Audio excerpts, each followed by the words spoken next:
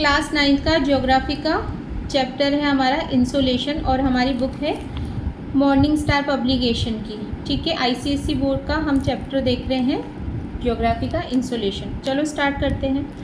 तो जो वर्ड है हमारा सबसे पहले इंसुलेशन, इसका मीनिंग हमको समझना ज़रूरी है। तो इंसुलेशन कुछ भी नहीं, एक सिंपल सी चीज़ है कि जो सोलर एनर्जी हमारी अर्थ को रिसीव होती है, तो जो सोलर रेडिएशन जो रिसीव करती है हमारी अर्थ, वो ही क्या होता है हमारा इंसुलेशन। तो कितना अमाउंट में रिसीव कर रही है, वो ही इंसुलेशन हो गया। तो चलो लाइन से इसको स्टार्ट करते हैं। The sun continuously radiate heat and light energy in all directions. It is known as solar radiation. जितनी भी जो सन है वो रेडिएशन एमिट करता है, लाइक हीट के फॉर्म में हो, लाइट के फॉर्म में हो, किसी भी डायरेक्शन में हो, वो सारी सोलर रेडिएशन हुई। The flow of energy from sun to the earth and then into space is a complex process. Sun से अर्थ पर आई और अर्थ से वापस से स्पेस में चली गई, तो ये पूरी एक मतलब एक कॉम्प्लेक्स प्रोसेस है और कंटिन्यूस भी प्रोसेस हम इसको बोल सकते हैं। ठीक है ना। This involves energy transmutation, storage and transportation, transport, every transmission in the form of the radiation, whereas energy store and transport occur in the form of heat in the atmosphere, hydrosphere and lithosphere। यानी जो energy हमारी अर्थ absorb करती है वो उसके atmosphere में absorb होती है, उसके हाइड्रोस्फीयर में एब्जॉर्ब होती है और उसके लिथोस्फीयर में। क्योंकि हमारी अर्थ में तो अपन देखते हैं ना, ये इतने ही स्फीयर होते हैं। एटमॉस्फेयर हो गया, हाइड्रोस्फीयर यानी कि जो भी पानी वाला जो भी है, उसके बाद लिथोस्फीयर लैंड एरिया के लिए। Solar radiation is the only primary source of light and heat on the earth. हमारी अर्थ पर जो सोलर रेडिएशन है वही प्राइमरी सोर्स है। The earth receive its heat from solar radiation which is a tiny fraction of the radiated energy of the sun. यानी कि जो solar energy हमारी रिसीव करती है वो tiny fraction of the radiated energy of the sun. यानी कि हमारी अर्थ को रेडिएट करने के लिए जो सन से एनर्जी मिलती है उसका कुछ एक ही अमाउंट है। ऐसा नहीं है कि पूरा का पूरा सन की सारी एनर्जी हमारी अर्थ ने एब्जॉर्ब कर ली है। ठीक है, अब हम अपन देख लेते हैं यहाँ पर टाइप्स ऑफ रेडिएशंस को देखेंगे। The sun's radiation is made up of 3 parts. 3 part है। फर्स्ट क्या है, वाइट लाइट। वाइट लाइट हो गया, उसके बाद इंफ्रारेड रेडिएशन हो गया, और उसके बाद है हमारा अल्ट्रावायलेट रेडिएशन। यानी सन की जो रेडिएशन है वो 3 तरीके की होती है, वाइट लाइट के फॉर्म में, इंफ्रारेड रेडिएशन के फॉर्म में, और यूवी रेडिएशन जिसको अपन बोल सकते हैं अल्ट्रावायलेट रेडिएशन। यूवी को शॉर्ट फॉर्म में अल्ट्रावायलेट बोलते हैं। और जो हम देख पाते हैं, जिसमें हमें विजिबिलिटी होती है, वो कौन सी वाली रेडिएशन होती है, वाइट लाइट रेडिएशन बोल दो, या ओनली वाइट लाइट बोलने से भी काम चल जाएगा। The sun also emits atomic particles called solar winds into space. यानी जो सन है, हमने केमिस्ट्री में भी देखा था ना, जैसे वो सोलर अपना जो न्यूक्लियस है उसके चारों तरफ इलेक्ट्रॉन मूव करते हैं, वो भी एक सोलर सिस्टम की तरह ही होता है। तो हमारी हर चीज़ हमारी सोलर सिस्टम से रिलेट करती है। तो जो सन से एमिट होते हैं वो एटॉमिक पार्टिकल के फॉर्म में ही, यानी कि हम एक तरीके से, आपके तो नहीं आया अभी वर्ड, पर एक वर्ड होता है क्वांटा। यानी कि जो सन से जो एनर्जी मिलती है हमें क्वांटाइज फॉर्म में मिलती है, पैकेट्स के फॉर्म में, क्वांटा जिसे अपन बोलते हैं। ठीक है। Most of the particles of solar wind are charged electrons. These electron affect the earth magnetic field. जो ये इलेक्ट्रॉन हमारे को सन से जो एनर्जी के फॉर्म में मिलते हैं, हमारी अर्थ का जो मैग्नेटिक फील्ड है उसको क्या करते हैं, अफेक्ट करते हैं। The energy needed for all movement and change on the earth is provided by the sun. यानी कि जो भी मूवमेंट है हमारी अर्थ का हो गया या किसी भी तरीके का मूवमेंट हुआ, वो हमारी सन की एनर्जी के थ्रू ही हमको मिलता है। ठीक, सबसे पहले हम यहाँ पर देखेंगे वर्ड इंसोलेशन, जो मैंने वैसे ही आपको प्रीवियसली समझाया वही है। The amount of solar energy receive by the earth is called insolation. यानी कि कितना अमाउंट में हम सोलर एनर्जी हमारी अर्थ रिसीव करती है वो इंसोलेशन हो गया। The sun's energy is dissipated and scattered, dissipated हुआ ना, dissipated and scattered before it reaches the earth. यानी अर्थ तक पहुंचने से पहले पहले ये थोड़ी सारा ही रिसीव कर लिया उसने, कुछ स्कैटर हो जाएगी, कुछ वेस्ट हो जाएगी सन की energy. Only 1 part out of 2 billion parts reaches the earth. 2 billion part है किसी भी चीज़ का, उसमें से ओनली 1 पार्ट होता है, उतना ही हमारी क्या करती है अर्थ रेडिएशन रिसीव करती है सन की। द सन्स एनर्जी, स्टोरी थोड़ी सुना रही हूँ। The sun's energy reaches the earth are as short wave rays, यानी जो रिसीव करती है वो कौन सी, शॉर्ट वेव रेज के फॉर्म में होती है। Out of total 100% solar energy only 51% reaches the earth और 35 is reflected back into space and only 14% is absorbed by the atmospheric layer include ozone during insolation। यानी कि काम की तो हमारे पास 14% ही होती है, बाकी की 35% वापस से एमिट कर दी जाती है स्पेस के अंदर और 51% मतलब 100% कोई चीज़ है तो उसमें से 51% पहुंची, 35% वापस रिफ्लेक्ट और यूज़ की हमने ओनली 14% एटमॉस्फेयर में गई जो यूज़ होगी मतलब। फिर है हमारा इसमें terrestrial radiation.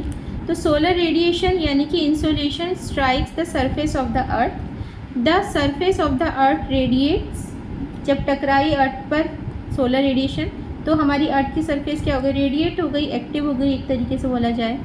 This heat back into the atmosphere in the form of long waves, और वापस से ये जाएगी तो किस फॉर्म में आई, तो शॉर्ट वेव के फॉर्म में थी, देखो यहाँ पे लिखा हुआ है, हाँ कहाँ चला गया था, तो सही था मैंने पढ़ा था ना, शॉर्ट वेव के फॉर्म में आती है और जाती है तब लॉन्ग वेव के फॉर्म में जाएगी, ठीक है। The heat radiated bye the earth in the form of long waves is called terrestrial radiation. तो आप यहाँ पर ये इमेज में हमको गिवन है हीट बजट, इसमें हम देखेंगे कि सन से इनकमिंग सोलर रेडिएशन 100% आ रही है, ये 50% गई एटमॉस्फेयर में, 14% मतलब 15% आई reaches to the surface of earth, फिर 14% यहाँ पर एब्जॉर्ब हुई और 35% टकरा के वापस चली गई, ये तो अड़ी ही नहीं ना अंदर एटमॉस्फेयर में। फिर आने के बाद में यहाँ पर देखोगे 34% absorb in the atmosphere in the form of earth surface, 17% क्या हो गई फ्रॉम द अर्थ सरफेस वापस से निकल ली, और 48% और 35, ये 35 तो उसका देखो ये तो ऊपर से निकल ली ना, जितना थे उतना। तो अब इसको हम यहाँ पर ऐसे समझेंगे, देखो there exist a stage of equilibrium on earth between incoming solar insolation from the sun and the outgoing terrestrial radiation from the earth known as heat balance। यानी जैसे हम केमिकल रिएक्शन में बैलेंस करते हैं ना रिएक्टेंट और product को, वैसे ही यहाँ पर जो हीट है वो भी क्या होती है, जितना इनकमिंग जितना आई और जितना गई उसको दोनों को मिलाकर क्या बोलेंगे हम, heat balance. when both incoming radiation and outgoing radiation are balanced it is called heat budget। अगर आने वाली और जाने वाली बराबर है तो हीट बजट हो गया। ये वर्ड भी हमारा पूछने वाला क्वेश्चन है कि भाई कैसे है ना। Heat balance is a worldwide average balance at low latitude area receive more radiation than they lose while the opposite occur near the poles.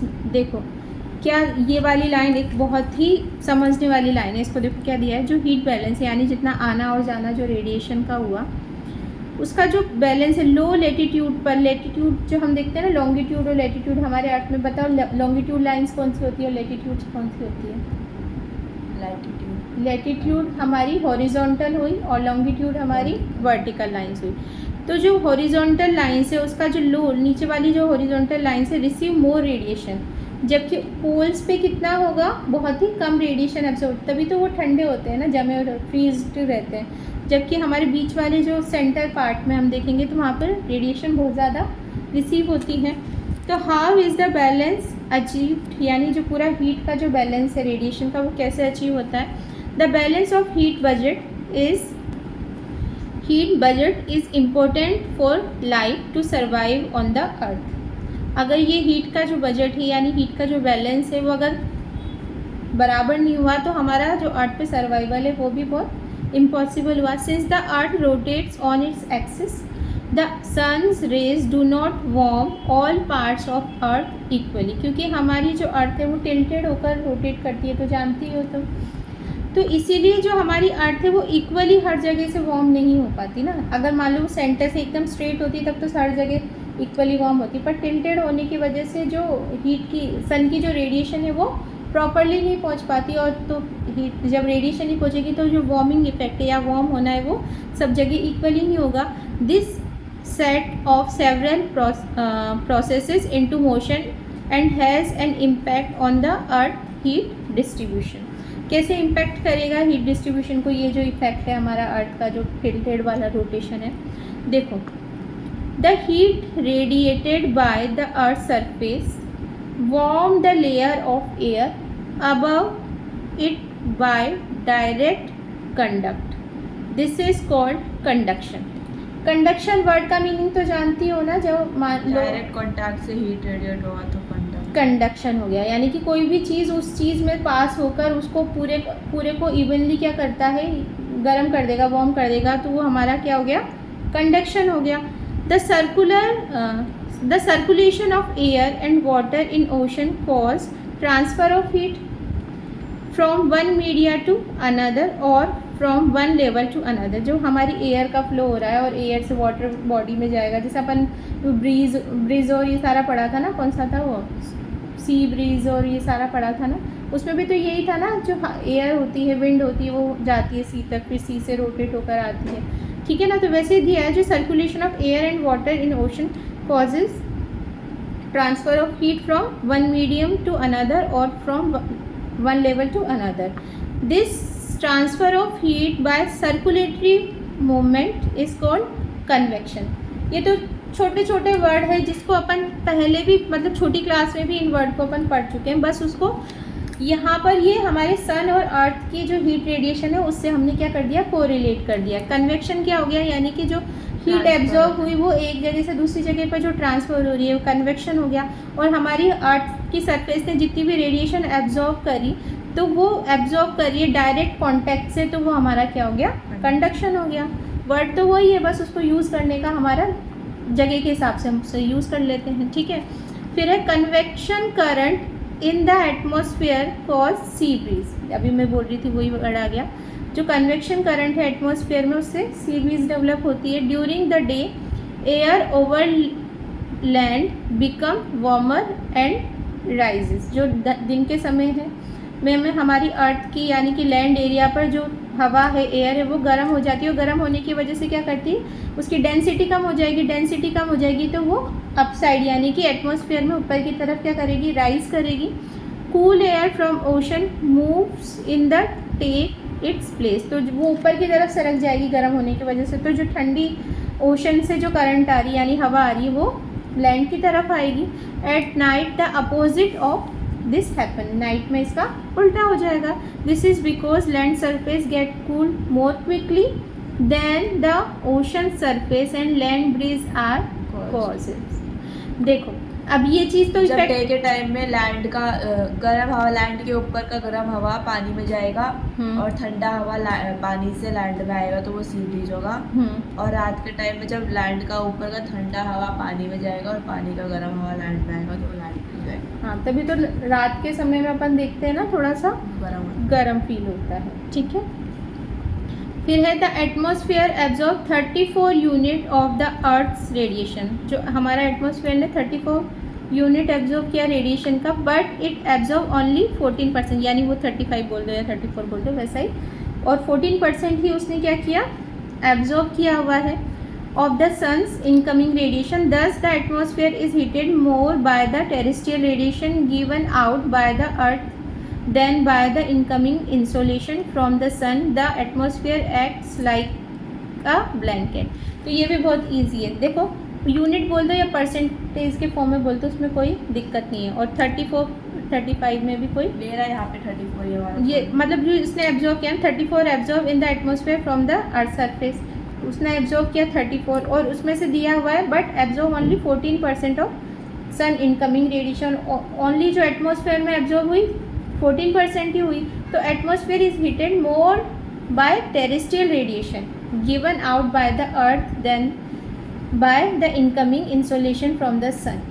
The atmosphere acts like a blanket. तो ये वाली line तुमको समझ में आई क्या? तुम बताओ, नहीं तो मैं तुम्हें समझाऊँ। ये वाली लाइन बहुत इंपॉर्टेंट और बहुत ही समझने वाली लाइन है। The atmosphere absorbs 34 unit of the Earth's radiation, but it absorbs only 14 unit of the sun incoming radiation. तो जो अर्थ का जो रेडिएशन है वो 34% कर लेता है एब्जॉर्ब, लेकिन जो सन से जो डायरेक्ट रेडिएशन आता है वो सिर्फ 14% ही एब्जॉर्ब करता है वो, ये बोला है.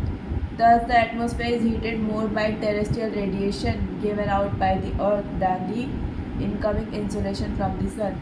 हाँ, तो जब वो टेरेस्ट्रियल रेडिएशन मतलब वो होता है ना कूलिंग अप से, जब वो लैंड कूल हो रहा होता है और अपने एटमॉस्फेयर में हवा देता है, तो ये बोला है कि जो एटमॉस्फेयर है वो ज़्यादातर जो लैंड का जो टेरेस्ट्रियल रेडिएशन है उससे ज़्यादा गर्म होता है रादर दैन सन का डायरेक्ट इंसोलेशन से, सन का ज़्यादा डायरेक्ट हीट आया है. हाँ, ये मतलब ऐसा नहीं है कि सन की जो हीट जैसे डे टाइम में अपन देखते हैं ना डायरेक्ट सन की जो हीट मिल रही है तो उस समय तो हमको फील होता है, पर हमारी अर्थ सरफेस उस समय इतनी गर्म नहीं होती. पर अगर अपन शाम में या नाइट टाइम में देखेंगे तो हमारी अर्थ की सरफेस हमें ज़्यादा उस समय गर्म फील होती है, क्योंकि उसने एब्जॉर्ब कर लिया ना.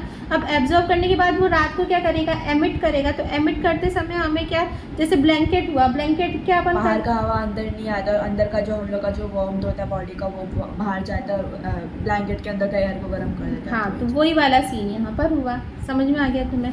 अब इसमें पॉइंट गिवन है हमें. Eight night the atmosphere acts like a green house and keeps the earth surface warm by preventing the terrestrial radiation from the escaping into space. यानी जो टेरेस्ट्रियल रेडिएशन है वो स्पेस में जब एस्केप करिए जा रही है तो हमारी अर्थ सरफेस हमें रात को गर्म फील होती है. ठीक है. फिर during the day the atmosphere absorb 14% of insolation and thus regulates temperature on the earth. फिर वापस से दिन के समय में 14% इंसोलेशन यानी रेडिएशन एब्जॉर्ब कर ली और फिर रेगुलेट करेगा हमारा अर्थ का टेम्परेचर. दस the atmosphere prevents extremes of temperature. The earth would become very hot during the day and very cold at night if the atmosphere would not be there. अगर इस तरीके का सीन ना हो ना कि रेडिएशन आना और जाना, कि दिन में तो एब्जॉर्ब किया और रात में एमिट किया, तो रात जो हमारी, क्योंकि रात को तो सन होता नहीं है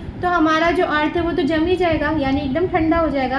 तो उसको मेंटेन रखने के लिए जो ये रेडिएशन एमिशन और एब्जॉर्प्शन वाला जो प्रोसेस है वो चलता रहता है. तो दिन के समय में इतना गर्म नहीं होता है कि सब जल ही जाए और रात के समय में इतना ठंडा नहीं होता है कि सब फ्रोज़न एकदम जम ही जाए. तो इस चीज़ को बनाए रखने के लिए जो इंसोलेशन और जो टेरेस्ट्रियल रेडिएशन है वो काम में आती है. ठीक है.